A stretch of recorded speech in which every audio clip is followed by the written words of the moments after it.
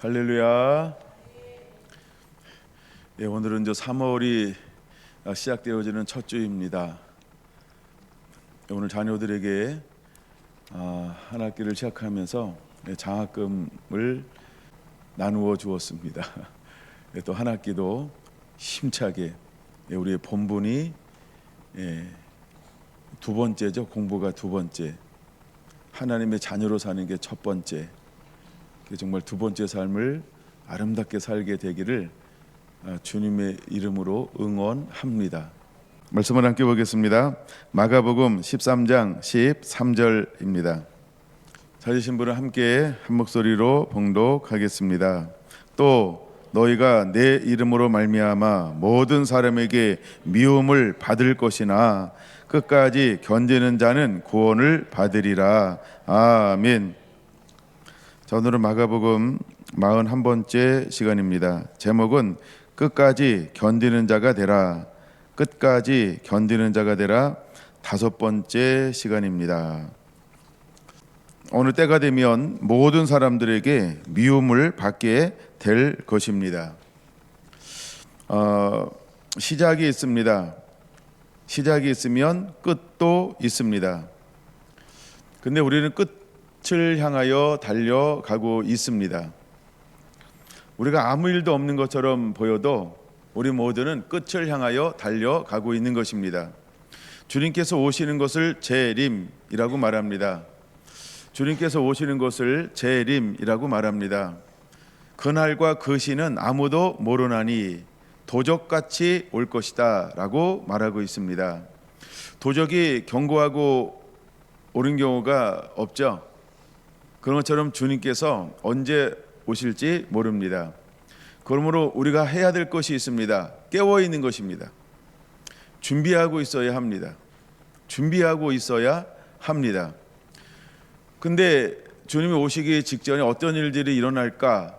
그 징조에 대하여 주님은 우리에게 말씀하고 있습니다. 그럼 우리는 징조를 아는 자가 되어야 합니다. 근데 그 중에 가장 대표적인 징조가 무엇이냐 하면 첫째가 사람의 미혹이라고 하는 것입니다. 사람의 미혹이라고 하는 겁니다. 그래서 사람의 미혹을 주의하라라고 말합니다. 이런 미혹이라고 하는 것은 무엇일까요? 미혹은 우리를 혼란에 빠뜨리는 것입니다. 우리의 생각을 어지럽히는 것입니다. 우리가 가는 길을 잃어버리게 만듭니다. 잘못된 길로 가게 만듭니다. 하나님이 기뻐하고 온전한 것을 선택하지 못하도록 해방합니다. 정신이 흐트러지도록, 그래서 하나님의 말씀을 온전히 추구하지 못하도록 우리를 헷갈리게 만듭니다. 이것을 우리는 미혹이라고 말합니다. 그래서 첫째, 사람의 미혹을 주의해야 한다라고 하는 것입니다. 두 번째는 많은 사람들을 예수님의 이름 때문에 공회, 오늘날로 말하면 법에 넘겨주게 될 것이다 라고 말합니다. 그래서 경찰이 올 겁니다. 고소 고발이 될 것입니다. 실제로 끌려갈 겁니다. 잡혀갑니다. 수갑을 채워줌을 당할 수 있고 수감도 될 수 있습니다. 그 다음에 세 번째는 땅끝까지 복음이 증거되게 될 것이다 라고 말합니다. 이런 복음이 어디까지 증거되고 있을까요? 이제 모든 나라에는 복음이 들어갔다 이렇게 봐도 무방할 것입니다. 모든 나라에 복음이 들어갔습니다. 그러므로 땅끝까지 복음이 이르게 된 것입니다. 그 다음에 네 번째, 모든 사람에게 미움을 받을 거라는 거예요. 점점 전 세계에서 교회는 안티가 되었습니다. 많은 사람들이 싫어합니다. 그냥 싫어하는 정도가 아니고 특이하게 싫어합니다. 그래서 미움을 받는다라고 말하고 있습니다. 근데 오늘 본문의 말씀은 모든 사람들에게 미움을 받을 때 끝까지 견디는 자는 구원을 받으리라 라고 말씀을 하고 있다는 것입니다. 그러므로 믿는 자는 각오해야 합니다. 끝까지 견뎌야지. 마음 먹어야 합니다. 끝까지 견뎌야지. 우린 작정해야 합니다. 끝까지 믿음을 지키리라. 여러분, 우리가 작정하지 아니하고 기도하지 아니하고 하나님의 은혜가 없으면 우린 끝까지 버틸 수 없을 것입니다. 그래서 마지막 때 일어나는 징조 중에 하나가 배도하는 일이 먼저 일어날 것이요 라고 말하는 것입니다. 수많은 사람들이 예수 그리스도를 버리고 예수 그리스도를 등지고 마귀를 향하여 갈 겁니다. 근데 그 뒤에 마귀가 있다라고 말하진 않습니다. 평안함이 있습니다. 즐거움이 있습니다. 먹고 살 수 있습니다. 생활할 수 있습니다. 돈이 있습니다. 쾌락이 있습니다. 만족이 있습니다. 나를 지킬 수 있습니다. 자녀를 지킬 수 있습니다. 가족을 지킬 수 있습니다. 여러 가지 이유로 흑색 변하여서 미혹하게 될 거라는 것입니다. 그러므로 수많은 사람들이 배도할 것입니다. 어떤 분은 이번만 타협하고 그 다음에는 절대로 타협하지 않을 거야 하면서 스스로 마음을 그렇게 먹어요. 마치 자기 생각이 옳은 것처럼. 그래서 미혹할 것입니다. 한 번만 타협하고 후위를 도모해야지, 이런 식으로 해서 배도하게 만들 것이라고 하는 것입니다. 자, 오늘 이 본문 말씀을 중심으로 해서 다시 우리가 이해하기 위하여 누가복음으로 말씀을 넘어갈 것입니다. 누가복음 10장으로 넘어갈 것입니다. 자, 이제 12제자를 파송했습니다. 그리고 70인 제자들을 또 파송하게 되어집니다. 누가복음 10장은 70인 제자들을 파송하는 장면이 마치 12제자를 파송하는 장면과 거의 흡사하게 기록이 되어져 있는 것입니다. 그래서 예수님께서 70인을 파송할 때 또 12제자를 파송할 때 어떻게 하고 파송했을까? 누가복음 10장 1절은 이렇게 말씀을 하고 있습니다. 친히 앞서 가려는 각 동네와 각 지역에 둘씩 앞서 보내셨다라고 말입니다. 근데 그들에게 무엇을 나누어 주었을까요? 귀신을 쫓아내며 병을 고치는 권능과 능력을 나누어 주고 그들을 파송했다라고 하는 것입니다. 근데 권능과 능력을 주었습니다. 귀신을 쫓아내는 권능과 능력을 주었습니다. 병을 고치는 권능과 능력을 주었습니다. 근데 하늘의 권능과 능력을 가지고 파송받은 지역은 어디일까요? 하늘의 권능과 능력을 가지고 파송된 상황은 어떤 상황일까요? 하늘의 권능과 능력을 가지고 파송된 환경은 어떤 곳일까요? 3절 이렇게 말하고 있습니다. 어린 양을 이리 가운데 보냄과 같도다 라고 말입니다. 즉 이리 가운데 보내고 있다라고 하는 것입니다. 이리 가운데 보내고 있는 것입니다.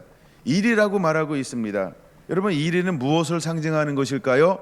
그들의 아비는 사단인 것입니다. 그들은 참소하는 자입니다. 그들은 고소하는 자입니다. 더 나아가 그들은 이 세상 신이라고 표현하고 있고, 그들은 육신의 정욕, 안목의 정욕, 이생의 자랑을 추구하게 만들 것입니다. 여러분, 그들은 이리는 어떤 사람들을 말하고 있는가 할까요? 그들은 악인들입니다. 그들은 죄인입니다. 그들은 악한 자들을 말하고 있는 것입니다. 근데 예수님은 하늘의 권능과 능력을 주시고 마귀를 쫓아내는 권능과 능력을 주시고 병을 고치는 권능과 능력을 주시고 70인 제자를 어디로 파송했을까요? 죄인이 있는 곳, 악인이 있는 곳, 오만한 자가 있는 곳, 그곳으로 파송했다라고 하는 것입니다. 이걸 문맥으로 우리가 이제 성경 전체를 볼 때는 이렇게 이야기할 수 있습니다. 바리새인들이 있는 곳, 사두개인들이 있는 곳. 바리새인들을 말하는 것은 종교적인 사람들을 말하는데, 대제사장들을 말하는데, 이들은 위식하는 자들을 말하는데, 이들은 하나님의 교회를 무엇으로 변질시켰을까요? 강도의 굴혈로 변질시킨 사람들이라는 것입니다. 그들은 하나님을 섬기는 것처럼 보이지만 그들은 경건의 모양은 있지만 경건의 능력이 없는 사람들입니다. 그는 구원받은 사람이 생기면 배나 더 지옥자식 되게 만드는 사람들인 것입니다. 그들은 온전히 하나님을 사랑하지 않습니다. 그들은 복음이신 예수님을 부인합니다. 그들은 하나님의 성령의 인도함을 받지 않습니다. 그리고 오히려 그들은 자기를 지키기 위해서 모든 욕망과 욕심, 자기에게 주어진 고난을 통하여 모든 사회법을 통하여서 하나님의 사람들을 핍박하고 희롱하고 고문하고 빼앗고 죽이는 일에 선두적 역할을 감당하는 무리로 변질된 사람들을 말합니다. 여러분, 그들 중에 또 한 그룹은 어떤 사람일까요? 사두개인이라고 부릅니다. 사두개인들은 주로 서기관 일을 감당했습니다. 이들은 각 처에 있는 희당을 관장하고 관리하고 백성들에게 랍비로 하나님 모세의 율법을 가리키는 직임과 직책을 감당하며 수많은 사람들을 속이고 또 외식하는 자가 되게 만드는 무리들을 말하는 것입니다. 이들을 일컬어서 뭐라고 표현하고 있냐면 일이다라고 말하고 있는 것입니다. 왜 예수님은 그들을 일이라고 표현하고 있을까요? 그들은 양을 빼앗고 죽이고 멸망시키는 목적을 가지고 삶을 살아가고 있기 때문인 것입니다. 그러나 때가 되면 예수님은 이리 가운데 복음의 사람들을 보낼 것입니다. 생명을 가지고 그들에게 생명을 전달하라고, 어둠을 파쇄하고 빛으로 사람들을 불러내라고, 사탄의 권세에서 하나님께로 수많은 영혼들을 돌이키라고 하늘의 권능과 능력을 부어줄 것입니다. 병 고치는 권능과 능력을 부어줄 것입니다. 마귀를 압제하며 쫓아내는 권능과 능력을 부어주시고 그들을 파송하게 될 거라고 하는 것입니다. 오늘을 일컬어서 어느 시대라고 볼 수 있을까요? 바로 이와 같은 시대라고 볼 수 있는 것입니다. 예수님께서 이 땅 가운데 오셨습니다. 예수님께서 이 땅 가운데 오셨을 때 그때 사회상황은 어떤 상황일까요? 마치 하나님께서 독생자 예수 그리스도를 우리에게 보내오신 그때에도 이사야 9장에 말씀하고 있는 것처럼 흑암이 있습니다. 압제가 있습니다. 막대기가 있습니다. 몽둥이가 있습니다. 채찍이 있습니다. 이것은 무엇을 말하는 것일까요? 하나님의 말씀대로 살려고 하는 경건한 사람들은 핍박을 받았습니다. 조롱을 받았습니다. 멸시를 받았습니다. 수많은 사람들에게 미움을 받았던 것입니다. 그래서 갈릴리를 향하여 이렇게 표현하고 있습니다. 마태복음 4장 이방의 갈릴리요라고 말합니다. 모든 문화가 유대 문화가 아닙니다. 즉 성경 문화가 아닙니다. 즉 말씀 문화가 아닙니다. 즉 유대 전통의 문화도 아니었습니다. 모세오경을 지키며 하나님을 경외하며 하나님을 사랑하며 말씀에 순종하는 문화가 이루어진 것이 아닌 이방 문화로 변화되고 변질되어진 환경 가운데 예수님께서는 성령을 받고 복음의 첫 사역을 시작한 곳이 바로 갈릴리였다는 것입니다. 이와 같이 예수님도 어디서 사역을 시작했을까? 이방의 갈릴리요. 이 말은 무슨 의미를 가지고 있습니까? 이리 가운데서 첫 사역을 시작했다라고 하는 것입니다. 이리 가운데서 첫 사역을 시작한 것입니다. 그러므로 주님은 우리에게 또다시 말하고 있습니다. 끝까지 견디는 자가 되라라고 말입니다. 여러분, 우리는 견딜 준비가 되어져 있습니까? 견디는 자가 되어야 합니다. 견뎌내야 할 줄로 믿습니다. 견뎌야만 이기게 되는 것을 믿으시기 바랍니다. 그런데 누가복음 이제 10장에서 우리에게 보여주는 것은 무엇이냐 하면 예수님께서 12제자와 70인 제자에게 하늘의 권능과 능력, 병을 고치며 귀신을 쫓아내는 권능과 능력을 부어주시고 그들을 이리 가운데로 파송했습니다. 근데 17절 누가복음 10장 17절 그들은 어떤 상태가 되어서 돌아오고 있을까요? 17절 같이 한번 읽습니다. 시작. 70인이 기뻐하며 돌아와 이르되 주여 주의 이름이면 귀신들도 우리에게 항복하더이다. 아멘. 우리가 누굴까요? 권능을 받은 사람들을 말합니다. 그냥 주의 이름이 아닙니다. 주의 이름을 알고 있습니다. 그러나 단순히 주의 이름을 알고 있는 사람이 아니고 보냄 받은 사람이라는 겁니다. 굉장히 중요한 단어입니다. 보냄 받은 사람. 그러므로 저와 여러분들은 어떤 사람이 되어야 할까요? 보냄받은 자가 되어야 할 줄로 믿습니다. 자, 예수님께서 70인들에게 하늘의 권능과 능력을 주시고 보냈습니다. 예수님께서 70인 제자들에게 마귀를 쫓아내는 권능을 주시고 보내셨습니다. 예수님께서 70인 제자들에게 병을 고치는 권능을 주시고 보내셨습니다. 왜 제가 똑같은 말을 계속 반복할까요? 여러분에게 익숙해지라고 하는 것입니다. 익숙해지라고 하는 겁니다. 그래서 보냄받았습니다. 보냄받아서 그들이 나아가서 그대로 어린아이 같은 순수하고 단순한 마음으로 내게 있는 예수님을 나누어 주기 시작을 했습니다. 예수의 이름으로 귀신을 명하였더니 귀신이 나가더라는 것입니다. 예수의 이름으로 병든 자에게 손을 얹으니 치유되더라는 것입니다. 예수의 이름으로 나가 복음을 증거할 때 수많은 사람들이 예수님을 받아들이더라고 하는 것입니다. 이런 놀라운 일이 일어났습니다. 그래서 그들이 예수님께로 돌아올 때 어떤 모습으로 돌아오고 있을까요? 춤을 추며, 거기는 기뻐하며라고만 표현하고 있죠. 그들은 기뻐하며 돌아오고 있다는 겁니다. 여러분, 기쁠 때 어떻게 할까요? 절로 어깨가 슬룩슬룩할 수 있어요. 어깨춤을 추면서 발걸음은 가볍고 마음엔 평안이 있고 즐거움이 있고 행복이 있는 그 이 상태, 그들은 어찌하여 기뻐하며 돌아올 수 있을까요? 한 번도 경험해보지 못했던 자신의 삶 가운데 새로운 것을 경험하게 된 것입니다. 그럼 무엇이 이 70인 제자들을 기쁨으로 춤을 추며 예수님께로 돌아올 수 있도록 만들었을까? 바로 다른 것이 아닌 예수님과 함께 있을 때 어떤 역사도 나를 통하여 일어난 적이 없습니다.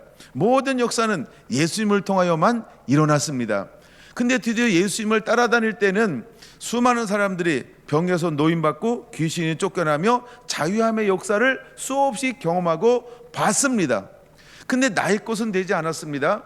근데 예수님께서 내게 70인 제자에게 무엇을 주었습니까? 권능을 나누어 주었습니다. 귀신을 쫓아내며 병을 고치는 권능과 능력을 나누어 주었습니다. 그리고 예수님께서 말씀했습니다. 가라 하면서 각 동네로 둘씩 짝을 보내서 70명을 파송했습니다. 그리고 가서 위치라고 말하고 있습니다. 복음을 전하라고 말씀했습니다. 그리고 내게 거저받았으니 그것을 거저주라 라고 말씀하셨습니다. 그래서 만나는 사람들에게 필요를 따라, 감동을 따라 나누어 주기 시작했습니다. 예수의 이름으로 명하노니 질병에서 노임받고 자유하게 되어질지어다. 병이 났습니다.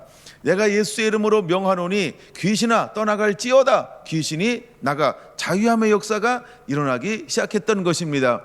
그들이 언제까지 이런 일이 일어났을까요? 사역을 마칠 때까지 계속해서 한 번이 아니고 두 번이 아니고 사역을 마치는 그 시간까지 그들에게 있는 것을 단순하게 사용하기 시작할 때 놀라운 역사들이 지속적으로 일어나기 시작했다는 겁니다. 그래서 그들은 이제 때가 되어서 돌아오는 것입니다. 그래서 돌아올 때 처음 경험한 이 일들을 향하여 그는 어떤 마음으로 돌아오더라? 기쁨으로 돌아오고 있는 것입니다. 할렐루야. 여러분, 이것은 70인으로 끝날 것이 아닙니다. 오늘 저와 여러분에게도 이 일이 일어나게 될 것입니다.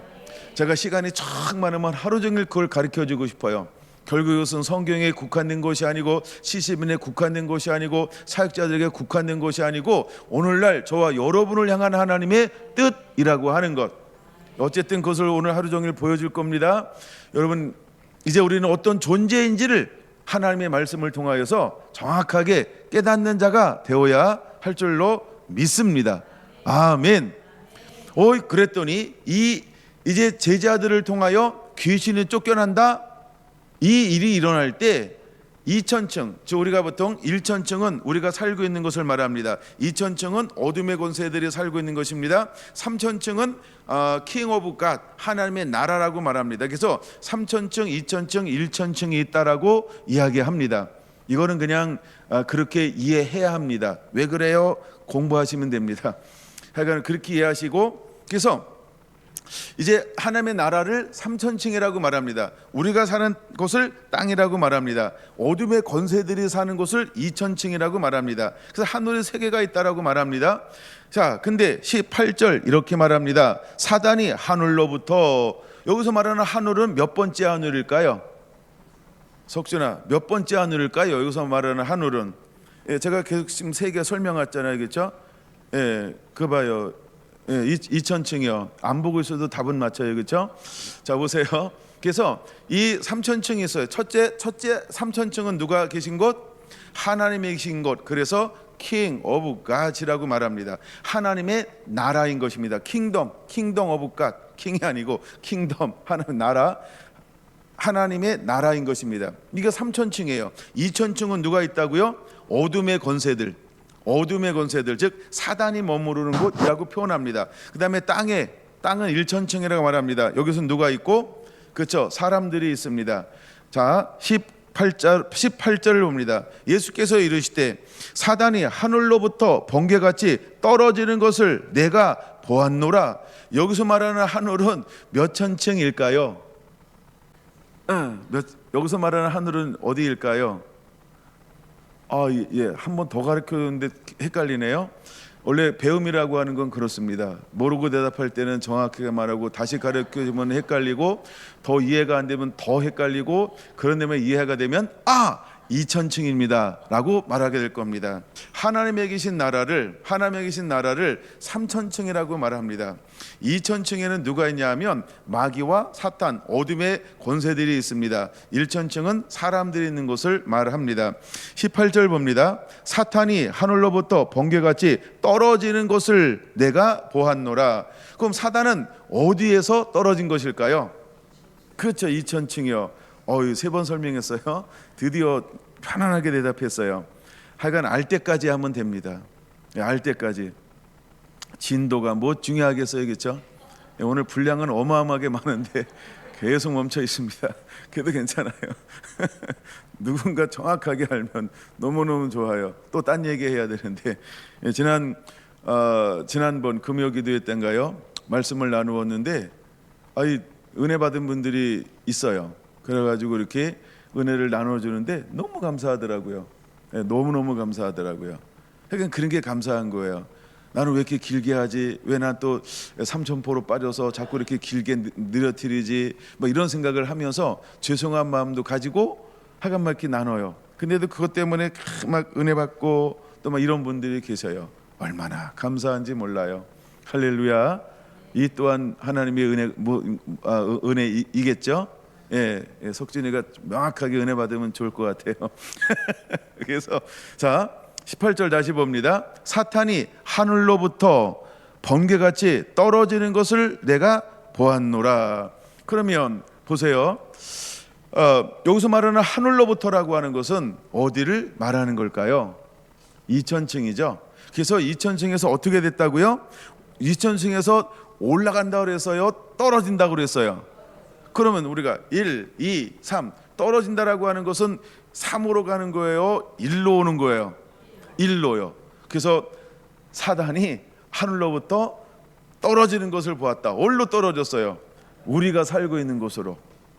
그러면 이 땅에 이제 사탄이 내려왔으니까 어떤 일이 벌어질까요? 우와, 기대하시라. 개봉박두 이런 거죠. 요것은 요한계시록 12장이 되면 거기서 설명해 드리겠습니다. 혹시 설명을 못 드리면 요한계시록 12장을 읽으시면 됩니다. 요한계시록 12장을 읽으면 됩니다. 자, 이제 하늘에서 땅으로 떨어졌어요. 이것을 보았다라고 하는 것입니다. 이것을 보았다라고 말합니다. 그런데 굉장히 중요한 거예요. 이거 명확하게 이해하셔야 됩니다. 자, 이제 사탄이 떨어졌어요. 근데 예수님께서는 19절 또 무엇이라고 말하고 있습니까? 19절 같이 한번 읽어볼까요? 준비됐나요? 시작. 내가 너희에게 뱀과 정갈을 밟으며 원수의 모든 능력을 제어할 권능을 주었으니 너희를 해칠 자가 결코 없으리라. 아멘. 이걸 여러분 믿음으로 취하세요. 이걸 믿어야 합니다. 이걸 믿어야 합니다. 자, 사단이 어둠의 권세가 2000층에서 있을 곳이 없으므로 전쟁을 통해서 쫓겨났어요. 쫓겨났는데 하나님께서 제자들에게, 그러니까 70인 제자들을 말하죠. 12 제자와 70인 제자들에게 말하는 거죠. 그러면 여기서 문맥적으로는 70인 제자를 말하는 거죠. 그들에게 무엇을 주었습니까? 첫째, 뱀과 정갈을 밟는 권능을 주었다는 겁니다. 그 다음에 두 번째는 원수는 여기서 누구를 말하는 걸까요? 마귀, 사탄을 말합니다. 이름이 네 가지가 있어요. 마귀라고도 말하고 사탄이라고도 말하고 뱀이라고도 말하고 또 하나 뭘까요? 용, 그죠? 큰 용, 하여간 용을 말합니다. 그래서 이 이름하는 그것이 원수입니다. 마찬가지로 사탄의 모든 능력을 모할 권능을 주었다고요? 제어할, 사탄의 권능을 제어한대요. 그럼 제어한다 이 말은 뭐예요? 이긴다 이 말이에요. 내게 이기는 능력을 내게 주었다는 거예요. 사단이 어떤 능력을 가지고 있든지 하나님 70인 제자는 모할 능력을 이미 주셨어요. 사단의 권능을 제어할, 그렇죠? 제어할, 이길 수 있는 능력을 주었다는 거예요. 이것이 하나님의 자녀됨의 권세입니다. 하나님의 자녀는 사단의 어떤 능력이든지 전부 다 제어할 능력이 있는 걸 믿으시기 바랍니다. 이게 우리의 존재예요. 할렐루야. 그러므로 마귀를 대적하라. 그러면 너희를 피하리라. 마귀를 대적하라. 그러면 너희를 피하리라. 여러분들은 마귀를 대적하는 자가 되어야 합니다. 속수무책으로 당하는 것이 아니고 내게 왜 이런 일들이 일어나지? 내게 왜 마음이 상하지? 내게 왜 신경질이 나지? 내게 왜 화가 나지? 왜 내가 깔아앉지? 현대 중에 가장 많은 병 중에 하나가 뭐냐 하면 이거 난리 났네요. 우울증이에요. 우울증. 왜 내가 우울증에 걸리지? 이런 거요. 전부 이게 마귀의 공격인 겁니다. 근데 하나님께서 우리에게 무엇을 주었다고요? 제어할 모든 권능을 주었대요. 그러므로 저와 여러분들은 마귀의 공격을 제어할 수 있는 거예요. 제어할 수 있는 거예요. 안목의 정욕 제어할 수 있는 거예요. 육신의 정욕 제어할 수 있는 거예요. 할렐루야. 이생의 자랑 제어할 수 있는 거예요. 모든 쾌락 제어할 수 있는 거예요. 그렇죠?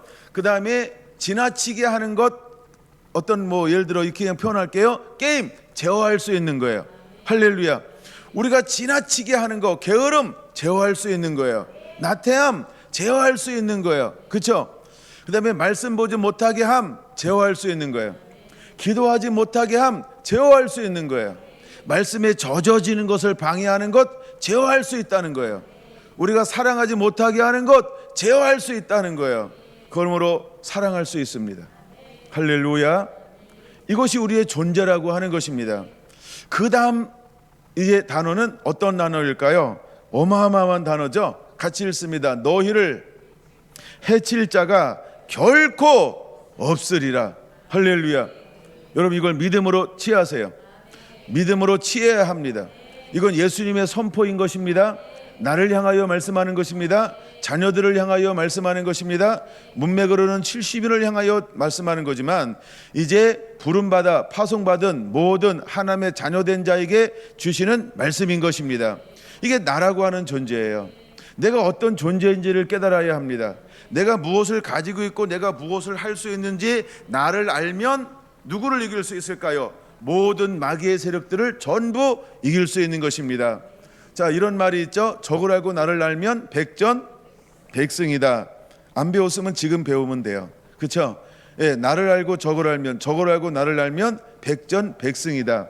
그러면 이 말씀은 나를 아는 것입니다. 내가 어떤 존재인지를 알게 하는 말씀입니다. 이 말씀이 바로 19절인 것입니다. 내게는 뱀을 밟으며, 뱀은 무엇을 말하는 걸까요? 뱀은 무엇을 말하는 걸까요? 사단을 말하는 것입니다. 옛 뱀이라고 말합니다. 뱀은 사단을 말합니다. 마귀를 말합니다. 용을 말합니다. 원수를 말하는 것입니다. 뱀을 밟는 권세를 내게 준 것을 믿으시기 바랍니다. 할렐루야. 그 다음에 전갈을 밟으면 똑같습니다. 전갈도 마귀인 것입니다. 전갈도 마귀인 것입니다. 우리는 그를 밟는 권세를 하나님이 우리에게 주었습니다. 할렐루야. 그 다음에 원수의 모든 능력을 제어할 권능을 내게 주었습니다. 할렐루야. 고로 모든 너희를 해칠 자가 결코 없으리라. 우리는 이기는 자인 것을 믿으시기 바랍니다. 여러분, 이것이 전제가 되어야 합니다. 이것이 전제가 되지 아니하면 그 다음 것을 나눌 수가 없습니다. 이것을 먼저 여러분들이 전제로 믿음으로 취하시게 되기를 바랍니다. 저는 성경을 읽다가 깜짝 놀랐습니다. 오늘 아침에도 성경을 읽다가 말씀이 새롭게 풀어지는 것이 있었어요. 즉 깨달아지는 것이 있었다 이 말입니다. 그래서 내가 옆에 앉아있는 사랑하는 사모님한테 이렇게 얘기했어요. 여보, 오늘도 말씀이 깨달아졌어. 말씀이 얼마나 새로운지. 얘가 이런 얘기, 그게 무슨 얘기냐면 나이도 멀었지, 이걸 포함한 얘기입니다. 근데 제가 성경을 읽다가 이 말씀을 처음 각인이 됐어요. 내 마음속에 한 번도 이 말씀이 내 마음속에 각인이 된 적이 없었어요. 근데 그 말씀이 어떤 말씀이라고요? 21절입니다. 그때에 예수께서 성령으로 기뻐하시며 이르시되, 이 말씀이 한 번도 제 눈에 띈 적이 없었어요. 내 마음에 레마로 다가온 적이 없었어요. 이 말씀의 의미가 한 번도 내 마음속에 깨달아진 적이 없었어요. 그런데 지난번 말씀을 준비하는 가운데 이 단어의 의미가 새롭게 제 안에 다가왔어요. 예수께서 성령으로 기뻐하시며 이르시되, 그냥 예수께서 이르시되, 예수께서 가라시되, 예수께서 이르시되, 예수께서 말씀하시되, 수없이 많아요.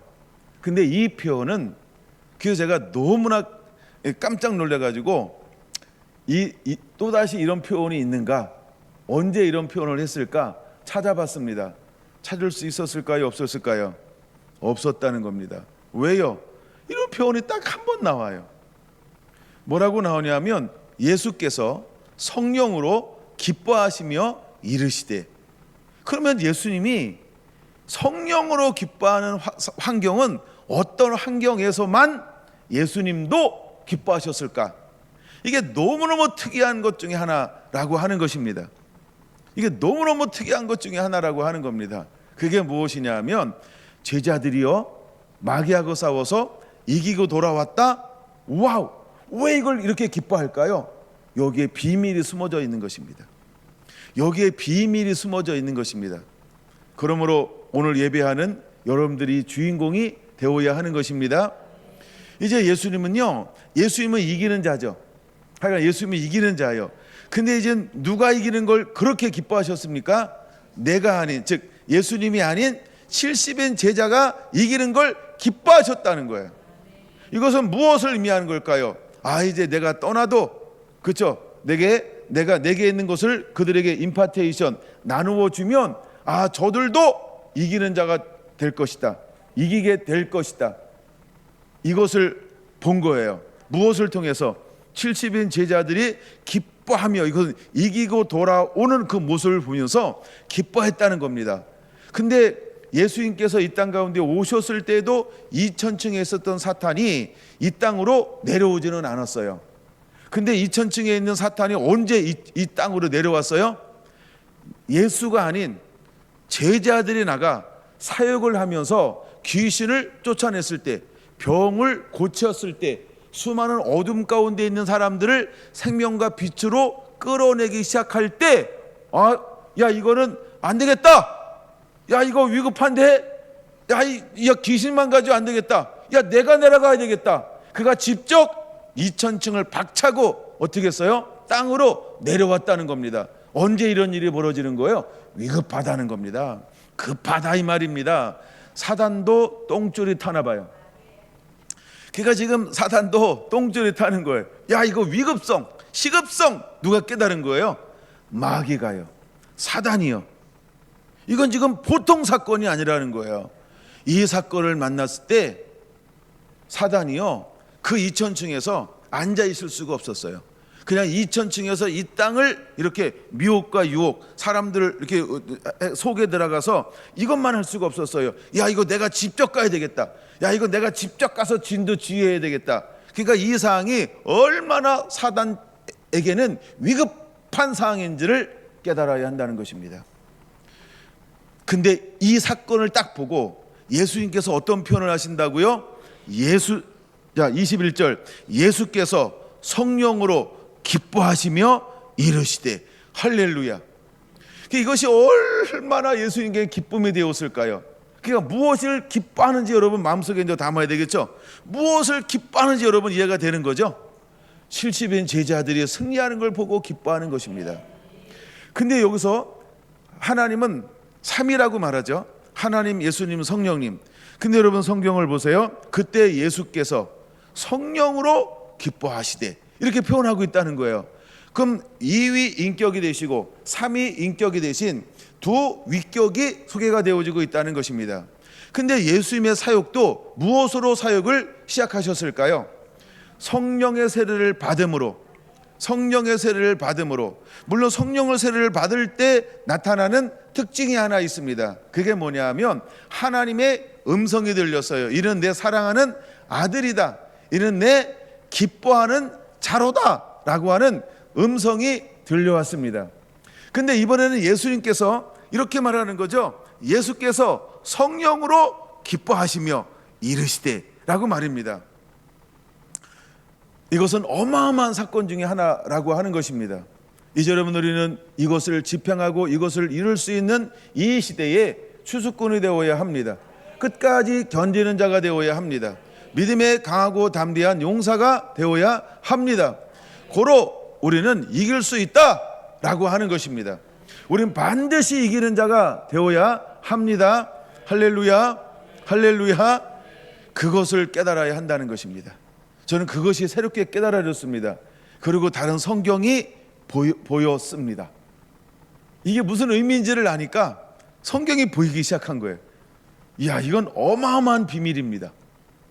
제 안에 그런 기쁨이 있습니다. 그런 기쁨이 있습니다. 이건 어마어마한 말씀인 것입니다. 하나님은 이렇게 일하실 것입니다. 이제 성령님이 이렇게 일하실 것입니다. 여러분들도 말씀을 읽다가 지속적으로 깨달아지는 은혜가 넘쳐나게 되기를 원합니다. 말씀은 깨달아져야 합니다. 말씀이 깨달아져야 합니다. 너무너무 기쁘고 행복한 거예요. 자, 근데 잘 보세요. 그 다음에 이제 네 번째죠. 자, 이제 성령으로, 예수님께서 성령으로 기뻐하시며 이렇게 말씀했습니다. 뭐라고 말씀하고 있을까요? 그게 뭐냐 하면 저들에게는 숨겨지고, 그렇죠? 보세요. 이것들이 슬기롭고 지혜 있는 자들에게는 숨기시고. 그럼 지혜롭고 슬기 있는 자는 누구를 말하는 걸까요? 그 시대의 바리새인과 사두개인들을 말하는 거예요. 즉 사내들의 공의원들을 말합니다. 장로들을 말합니다. 그 다음에 서기관들을 말합니다. 예, 그 다음에 랍비들을 말합니다. 그 다음에 제사장들을 말합니다. 그러니까 그 시대의 지도층을 이루고 있는 사람들을 말하는 거예요. 그들에게는 이 비밀이 어떻게 됐다고요? 숨겨졌다는 거예요. 근데 이것이 누구에게는 쉽게 이제는 열려지기 시작했을까요? 어린아이가 아니고요, 어린아이들에게는 나타내심을 감사하나이다, 이렇게 말하고 있죠. 그러면 이 말이 무슨 말이에요? 70인 제자들은 예수님께서 보실 때 어떤 마음의 심정을 소유한 자라고 하는 거예요. 어린아이의 마음을 소유한 자, 이렇게 봐야 합니다. 70인 제자가 어린아이라고 하는 게 아니에요. children.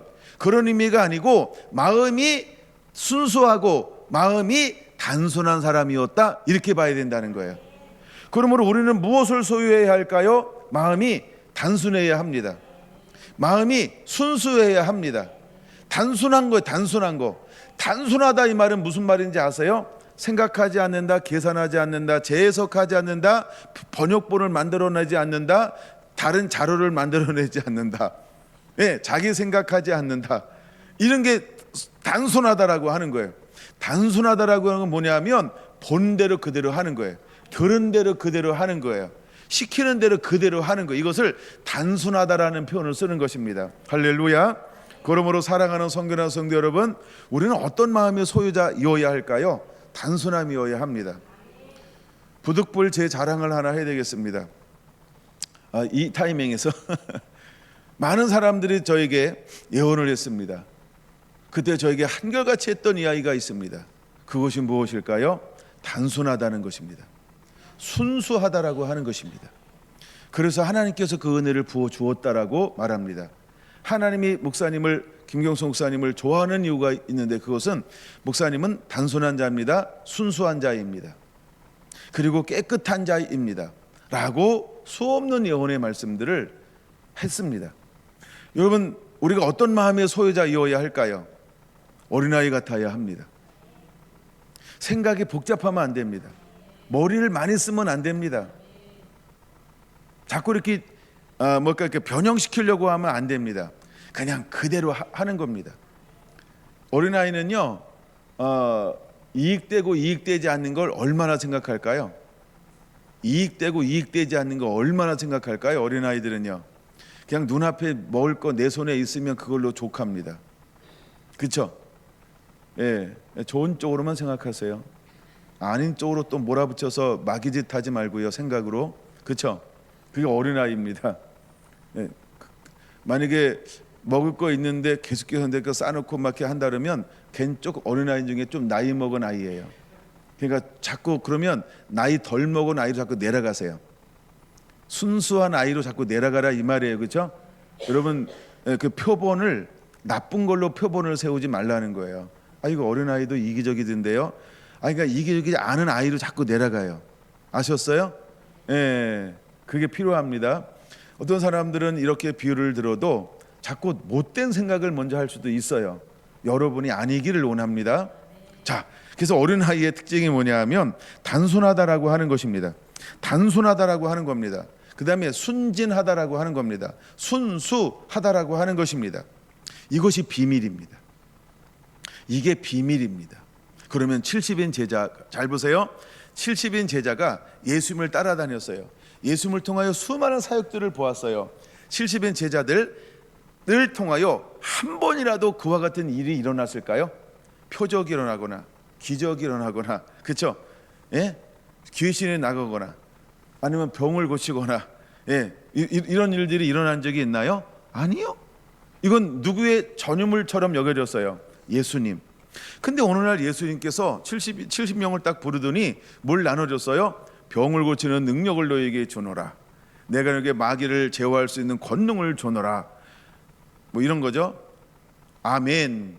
그 예수님이니까, 그러니까 우리식으로만 예수님의 이름으로 기도합니다. 아멘. 이러고 이제 그래서 이제 나눠줬어요.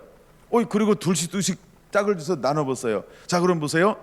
가기 전에 이것이 있는 걸 알았을까요? 몰랐을까요? 모르지. 그렇죠? 근데 둘씩 가가지고 첫 동네에 딱 갔어. 첫 동네에. 그래가지고 병든 자가 있어. 그러면서 내게 있는 것으로 내게 주노니 나사렛 예수 이름으로 일어나 걸어라. 놀라운 일이 벌어졌어요. 어떤 일이 벌어졌어요? 치유가 일어난 거예요. 할렐루야. 그때 오는 기쁨 어떨까요? 그 기쁨을 말하는 것입니다. 그러면 내가 없는 것을, 말씀을 믿고 실제로 삶의 현장에 나가서 행했을 때 이것이 일어났어요. 그 행한다라고 하는 것을 무엇으로 표현할 수 있을까요? 이것을 순수함이다, 이걸 단순함이다 라고 표현하는 겁니다. 그냥 내게 하라고 했으니까 가서 그대로 하는 것입니다. 이게 어린아이라고 하는 겁니다. 어른들은 어떤 생각을 할까요? 될까? 제일 먼저 오는 게 뭐예요? 왜입니다. 왜? 그렇죠? 어떻게? 알았어요. 정말? 이렇게 말할지 몰라요. 복잡하면 안 돼요. 그냥 하는 겁니다. 아멘. 그게 어린아이라고 하는 것입니다. 우리 안에 이런 은혜가 임하게 되기를 원합니다. 그런 것들이 실제로 일어났을 때 놀라운 기적들이 우리 삶 가운데 하나님은 이제 베풀어 주기 시작할 것입니다. 자, 오늘은 다시 지난 시간에 말씀했던 걸 더 깊이 다루었습니다. 오후에 더 넓혀서 말씀을 다루도록 하겠습니다.